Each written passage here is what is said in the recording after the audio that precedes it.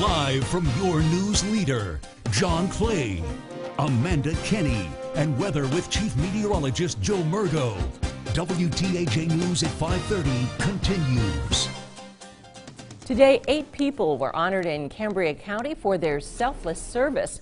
Veteran Community Initiatives announced the 8 winners who will be inducted into the Fort Chaplains Legion of Honor. All were chosen for helping veterans or their community. They include a U.S. Army veteran who founded a scholarship fund in honor of a Johnstown man killed in Iraq.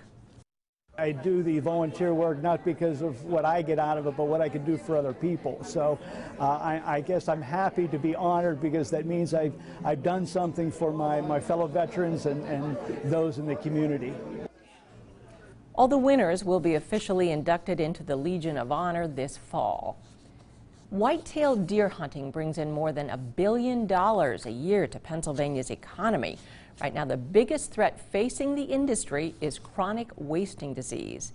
A hearing today at the Capitol focused on finding solutions to that problem. Matt Heckel has more details.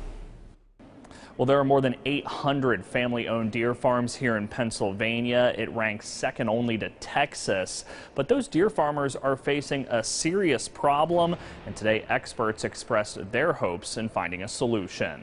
The approach to addressing CWD must be comprehensive and inclusive. On Thursday, members of the Department of Agriculture spoke to the House Game and Fisheries Committee about steps being taken to battle chronic wasting disease, or CWD, among the state's deer population. It is mission critical to educate cervid farmers, hunters, and wildlife enthusiasts alike. CWD was first identified in Pennsylvania in 2012. Since then, 49 deer have tested positive for the disease, including 3 last week in Blair and Lancaster counties. We deer farmers have a vested interest in containing and, if possible, eliminating chronic wasting disease. At Thursday's hearing, Pennsylvania Deer Farmers Association President Jared Berry laid out the steps taken when CWD is identified on a Pennsylvania deer farm. Initially, that farm is immediately quarantined by the Pennsylvania Department of Agriculture. No animals move in or out of that facility. In some cases, the herd may even be euthanized, costing deer farmers money, maybe even their livelihoods. Although our programs come with severe consequences to our farmers, the Department of Ag's CWD programs have proven to be effective.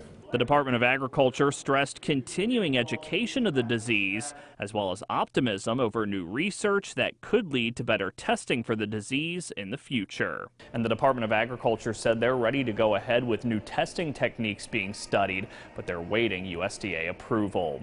In Harrisburg, I'm Matt Heckel, WTAJ News. A calm day across central Pennsylvania and the whole state today, but it was a different story yesterday. We'll talk about that and have your complete forecast coming up next. Bright Star Care of Happy Valley is a proud sponsor of